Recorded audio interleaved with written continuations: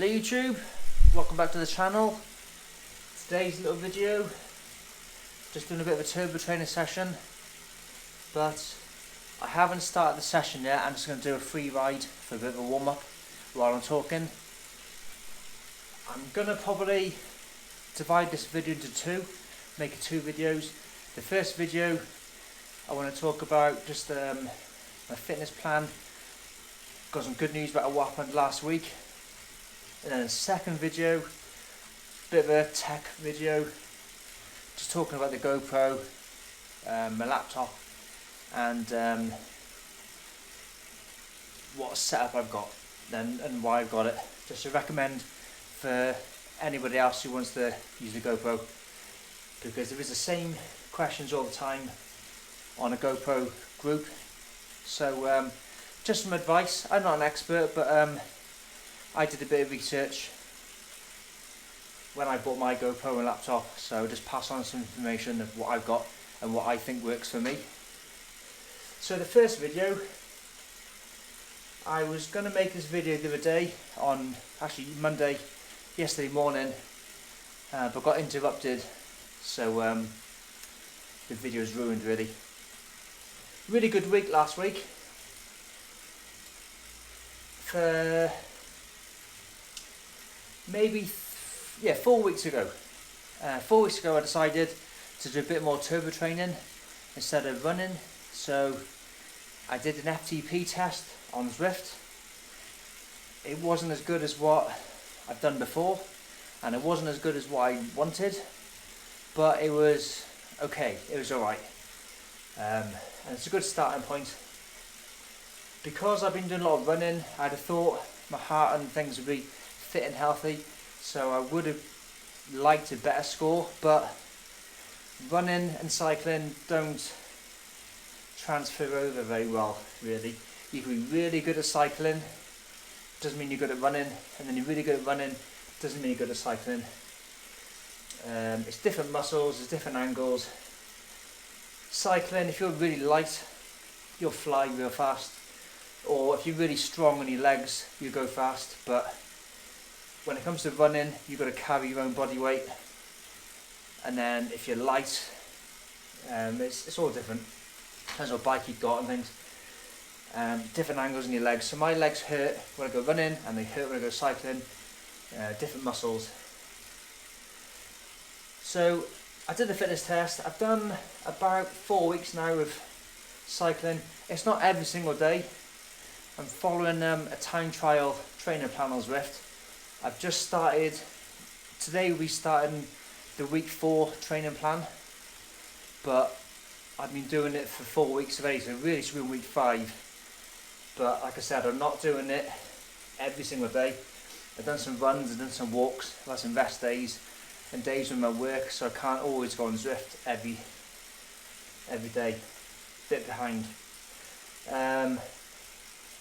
But what I mentioned the other day when I tried to make the video was, on my watch, because I do running and cycling the most in exercise, I got 2 different VO2 max scores. Last year, or the year before, the highest I saw my cycling VO2 max was 55 or 56. Now, it's all based on your body weight, so you could easily make your score better by decreasing your body weight, because it's the amount of oxygen your body uses per kilogram of body weight. So the lighter you are, your figure could be high. It doesn't mean that you're necessarily breathing more oxygen than someone else, it just means that they're heavier, so they haven't got as much oxygen per body weight. So you can play around in figures by losing weight. That's another reason why I'm on a diet, trying to lose weight. My watts per kilogram will be better, my VO2 max will be better, my body size will be smaller, so my wind resistance will be better. Confusing thing is though, running and cycling, it even says on the Garmin watch, you'll have 2 different numbers, because it is 2 different exercises, different muscles are used. Cycling, you're just using your legs. Running using your legs and upper body a bit more to run and balance. Cycling, if you're in the outdoor world, you could freewheel downhill. Running, you got no rest, have you? So that's probably why you got different scores. But last year my cycling was about 55, 56. It's dropped to 51. But I don't think it really dropped. It's just I didn't do any. I haven't done a lot of turbo training sessions over the winter, so it just got no data. So my Garmin watch just estimates, it's guessing that my VO2 max has gone down because I haven't done any exercise. My running has stayed at 51 for ages, even though my body weight's gone down a little bit. It might be because I'm not training at the right training zone. On the bike, my heart rate now it's 95 beats a minute. Even on a hard training session, it's only about 140, 150 for an hour. When I go running, it's more like 160. If I go quite fast, 170 for an hour. So maybe I'm going too hard on a run, and I'm not in a VO2 max training zone. So maybe that's why I should probably slow down a little bit. Slow down might actually improve my fitness more than if I go fast. For an endurance, it all depends what sport you want to do. So I've started doing this time trial program for about 4 weeks now, and I've noticed my VO2 max for cycling has gone up. It went to 52, then it went to 53, now it's on 54. Another slightly confusing thing is my watch and my Garmin app on the phone both say 54 for cycling. My watch says that's excellent, my phone says that's superior. 54 and up is superior. So I don't know why my watch says just excellent, it should be superior, but yeah, so the good news for last week's video was my VO2 max has went to 54 again, superior. My body weight went down to 177, so the lightest it's been for about 2 years. So it's coming down, it's really good. And what else was the good news? Resting heart rate's down, stress levels down. The last couple of runs I did do were quite fast. I did a 3 mile run, a 4 mile run, like race pace, fast as I could. So I got a couple of PBs, PRs. So it was all good. So then on Saturday night, I was planning my early Sunday morning turbo training session, thinking what I want to do, what type of session. I was getting my water bottles ready and things like that. And then it just occurred to me that Sunday was exactly 4 weeks to the day where I did the last FTP test. So I was thinking, shall I or shan't I do another one? I really want to, but to be honest, I was a bit scared of the result. Obviously the test is hard, nobody likes doing FTP tests. It's a good hard session, but the good thing about it is even if you fail and don't reach your desired result, it's a good session. But I was pretty much scared of getting, not scared, but I didn't want to fail and be disappointed about 4 weeks down the pan, because you might do a training plan for 4 weeks and you've done the wrong training plan.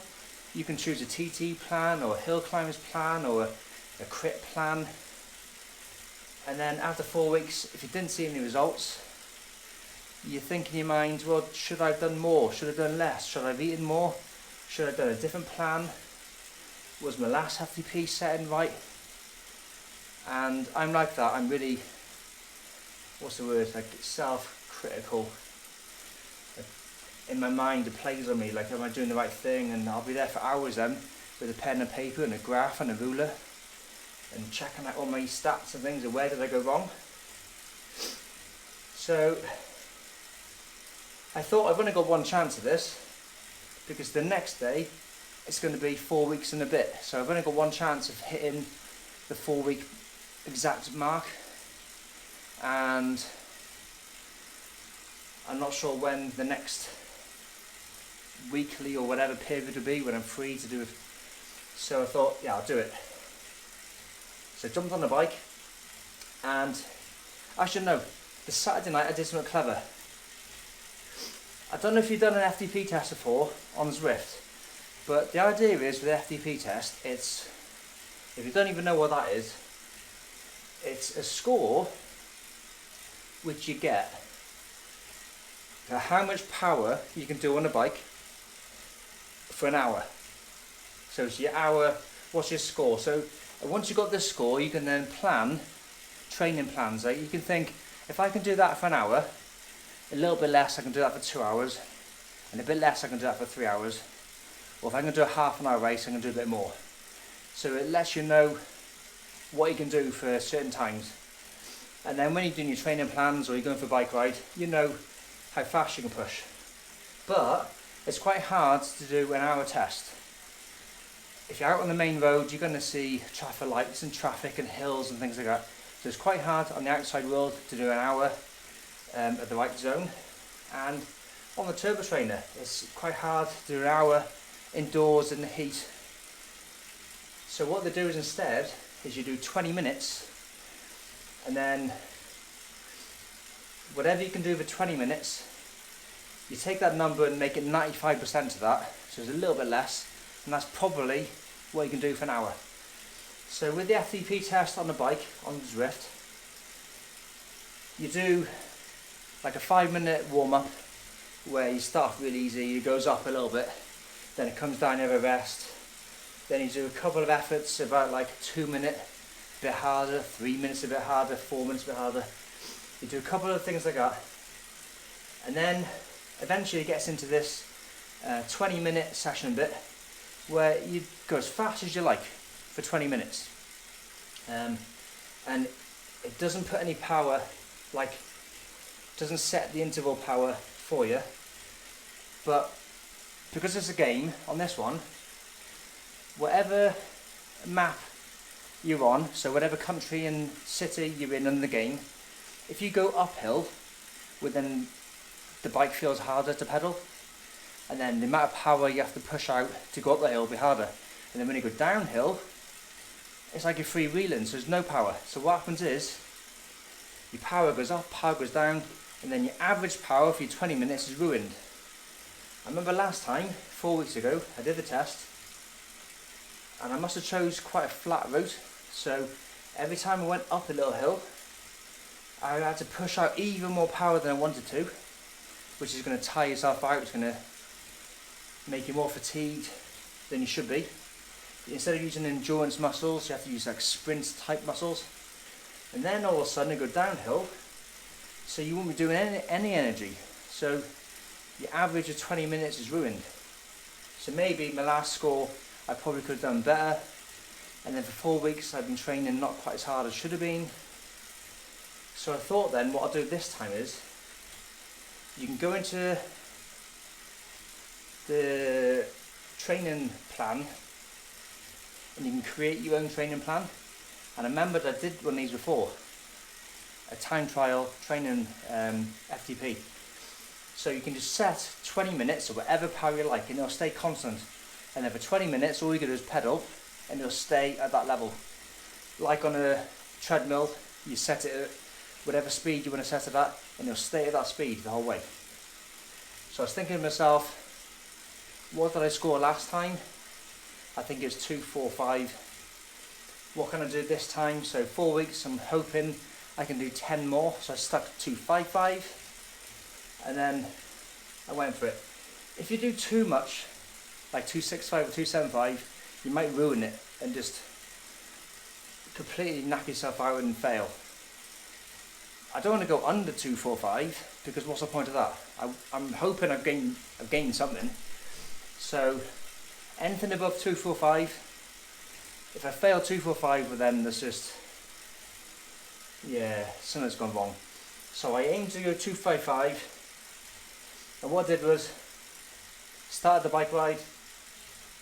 First 5 minutes easy, like mega easy. I was like, yes. If anything, this might be too easy. But I remember it gets harder. all of a sudden your heart rate would get to a certain zone and you'd be hard. Got to the 10-minute mark and I thought, this feels good. I've done a few of these FTP tests now, not a lot, but I've done a few. And this is probably the easiest I felt at 10-minute mark for a while. Like, I'm obviously trying hard and heart rate was going up a little bit, but I was feeling good. Like, not easy, but I was good. I was like, my cadence is where I want it to be, my heart rate is where it probably should be for 10 minutes. I can see the end of the ride come in, the minutes that like past the hump of the ride. 9 minutes left, 8 minutes left. So I thought I'll keep it at 255 for 15 minutes. And then after that, unless you completely fail, your average is going to be pretty much, you've got 75% of that now in the bag, so your average is going to be, you can't really fail that now. So for the last 5 minutes, every 30 seconds, I pressed upper level, so I went to like 260, 265, 270, not exactly, but I went up a level. I think it goes up 1% when you press the up button. And then I didn't want to go too big with a jump. I'll do that next time. I can always reset it and do it next time and next time. That's the thing with this fitness test, you've got to repeat it all the time. A little bit, little jumps. And then what I did was the last 30 seconds, I switched off the automatic mode called erg mode, and I went to manual and I sprinted. Well, I wasn't a sprint after 19.5 minutes of hard riding, but I give it the beans. I think on a step test, a ramp test, it's a different test, but I think on that one, really you're supposed to stay seated because it's a test of strength and fitness, not body weight. If I stand up, that gives you extra help. Your body weight's pushing the pedals. So really you should stay seated. I know some people stand up because they say it's more real world, because in the real world you would stand up. On a sprint or a hill you would. But on this one I thought, well, I'll stay seated. So I went into the manual mode, but I was seated. I say I sprinted for 30 seconds, but it wasn't a sprint.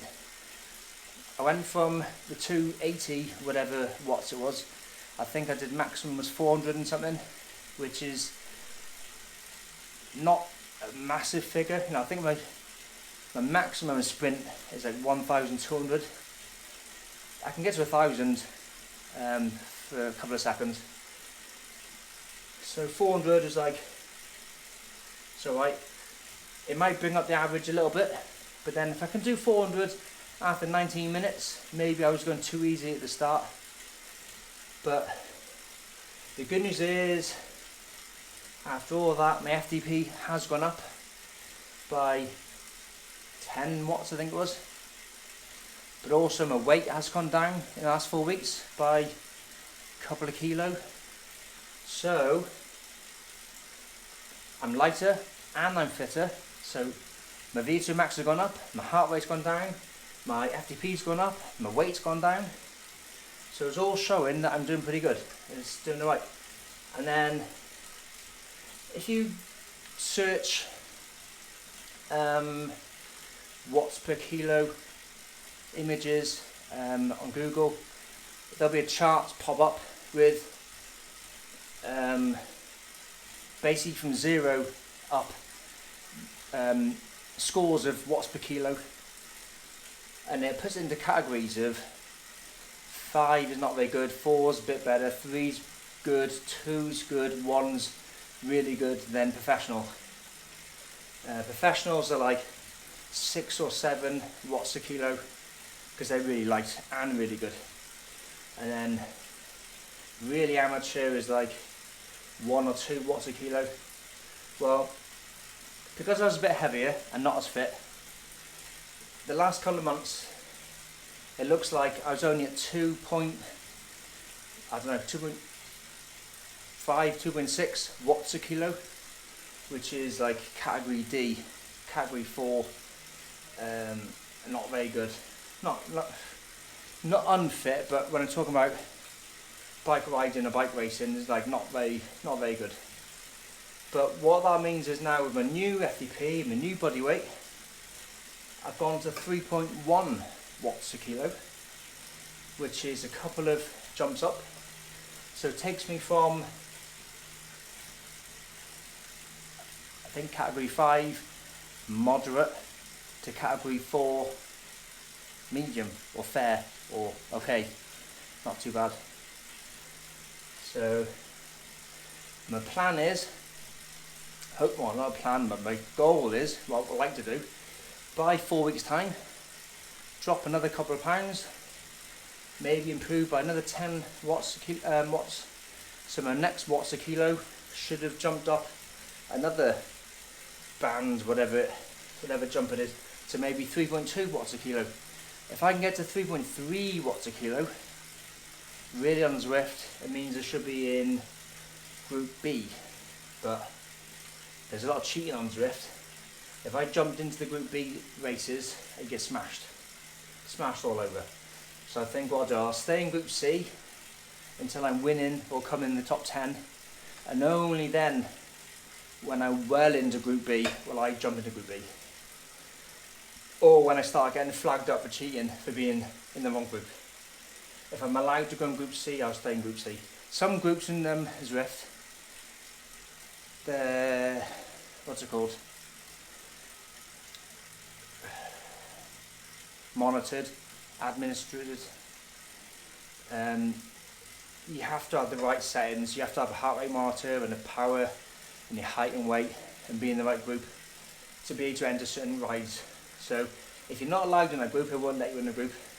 They'll say you must go in the next one up. So if I'm allowed in Group C's, I'll stay in Group C's. But yeah, that's my today's fitness update vlog. Is weights coming down a bit, but everything else is going up.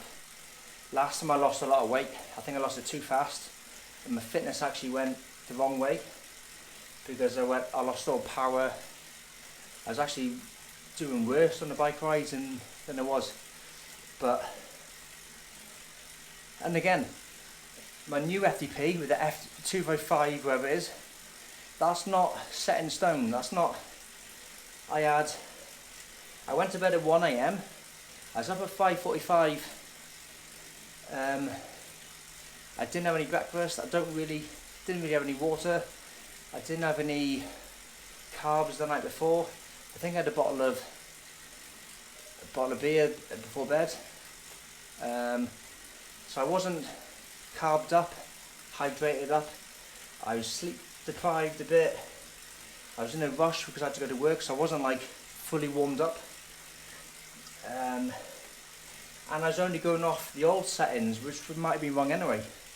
So it's possible I could have done 265, maybe 275. Possible. Who knows? I won't know until the next time. But then the next time obviously will be 4 weeks time. After another couple of weeks of training, hopefully I should have improved again. But then instead of training at that level, maybe I'm training a bit lower than I should be.